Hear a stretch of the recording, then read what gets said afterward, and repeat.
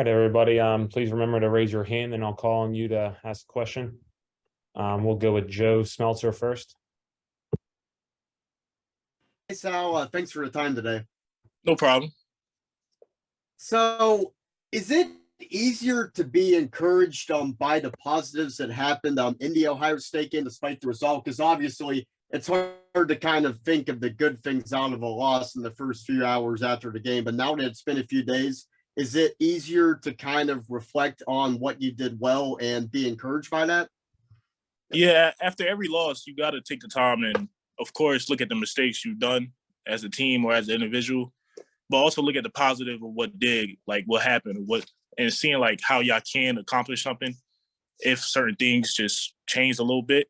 But like be able to look at the positives, it gives you a different outlook to be able to, okay, I could do this, but okay, we have a chance to do something.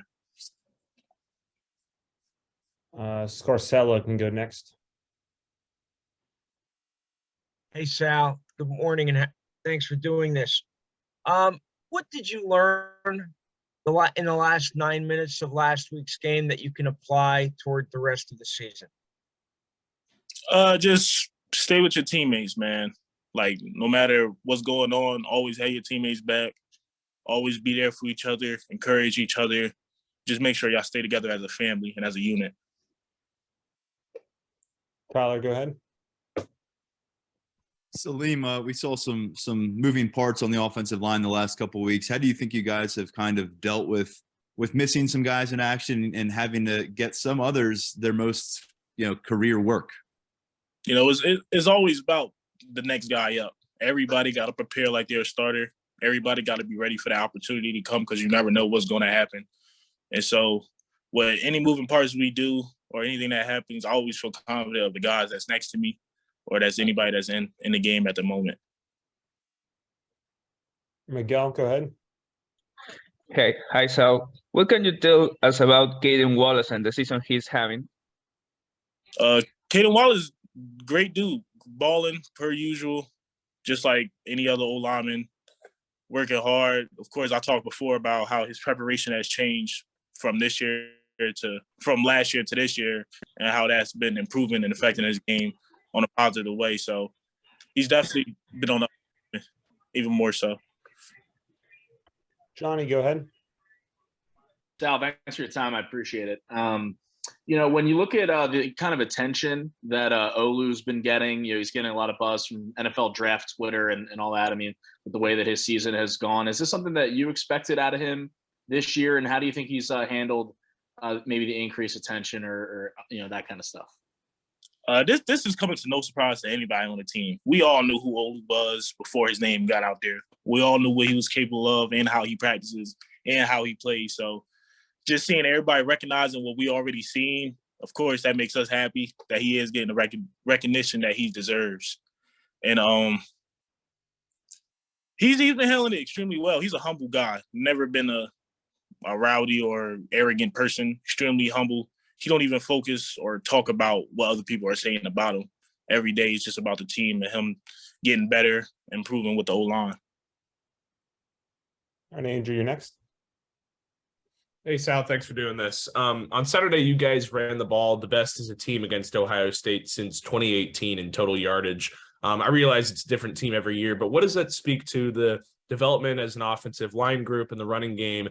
What does that speak to in terms of your guys' development over the years to be able to do that against a team like Ohio State? Just to be able to have that option to run the ball is a great addition to the offense.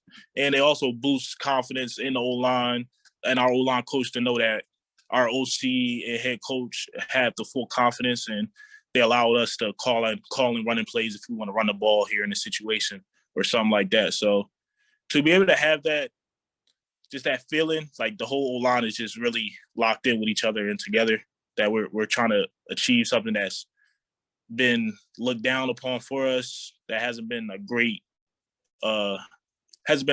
point for us these past couple seasons. So just be able to improve on that every game and showing people is extremely important. Ron, go ahead. What's the biggest challenge for you guys going up against that Indiana defensive line from what you're hearing so far? Same thing as it is every week, being able to run the ball, being able to be physical and moving the line of scrimmage. That's always the point, no matter who we're going against. The main point is to be able to be physical and dominate the line of scrimmage. Joe, you can go ahead. So kind of going off that last question about Olu, Sal, this will probably be a tough question because Olu is very impressive, not only as an offensive lineman, but also away from football. So what would you say impresses you the most about Olu? His work ethic, most definitely, because not only is he a tremendous athlete, he's a tremendous student in class too. He always talking about exams he got coming up, classes he talked about, how much studying he got to do on top of studying film, watching other players. So his work ethic in a whole is extremely impressive, and it's something that everybody can look on and learn from. Andrew, you can go ahead. Andrew Clay, I'm sorry. Hey, Sal, after watching the tape now from Saturday's game, in what ways do you feel differently about that game than you did Saturday night? I mean, I feel like after watching the tape with the team and with the coaches, specifically the O-line tape, and seeing the things that we did and didn't do, it really gave me personally, I have a positive outlook on it because the O-line was working extremely hard. My outlook after the game is we have a lot of positives to take from the game. Of course, we got things we messed up on, but the positive that we have seen, that we were able to do, were extremely impressive. It's something that we could build on for the rest of the season. John, you're up next. Johnny, you can go ahead.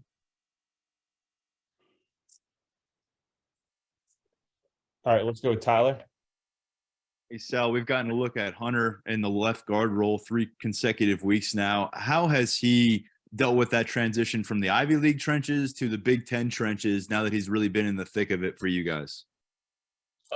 He's been dealing with that transition to the spring ball, going against our D-line and our guys. But he's definitely transitioned well. He's an extremely smart dude, learned the playbook, and I don't know how fastest I've ever seen. And him just be able to have another smart guy on the line like that, somebody you can look to, somebody that knows what he's doing, is physical, confident, and to have the confidence in him, as I do every other old lineman, is extremely important. So Hunter has definitely adapted to the game in a positive way. All right, Rich, and go up. Sal, you were asked about the running game in the current state. Where do you see it going forward these next 4 games, and how would you assess the way that Nick and Katron have played? I could definitely see the running game will definitely be improving each and every game, because that's always something we want to work on.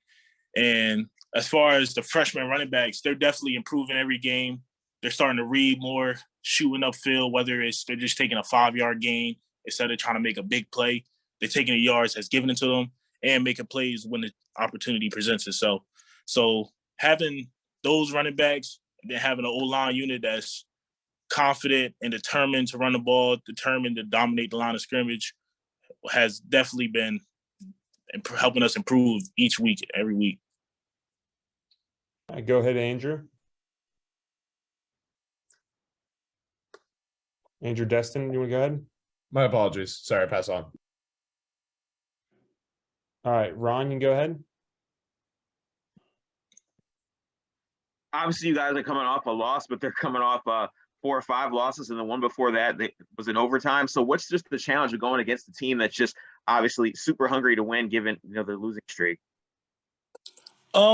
Just treating every team the same, no matter if they're having a losing streak or if they're on a winning streak. We always coming out there trying to compete at the best of our ability, treating them with that respect that they deserve, because they are another D1 football program, and it's extremely hard to get wins. So no matter who we're playing against, we're always thinking of them as a top opponent and trying to come at them with the best stuff we got. All right, Joe, you can go ahead. Sal, what are some things you've seen from Indiana defensively, and what players have stuck out to you in the film we've watched so far? See me, I like to focus on the D linemen and the linebackers. And some tendencies that I've learned or seen is that they're very physical run stoppers. They like to fill the holes, fill the gaps, disrupt. They like to make destruction in the at the line of scrimmage. So just got to be prepared for that. All right, Tyler, you can ask the last question here. Great, thank you. Sal, you've barely left the field through 8 games this season. I'm curious, physically, how much have you proven to yourself over the course of this season, considering where you were coming off of last year? I'm extremely grateful still to be able to still be able to play at the ability I'm playing at, and just be able to take all these reps that I can't take. I'm just happy to do it. Happy to be on the field. I just feel great. All right, a great note to end on there. Thanks everyone joining for today's session. Thanks, Sal. Thank you. Thanks, Sal. Thank you.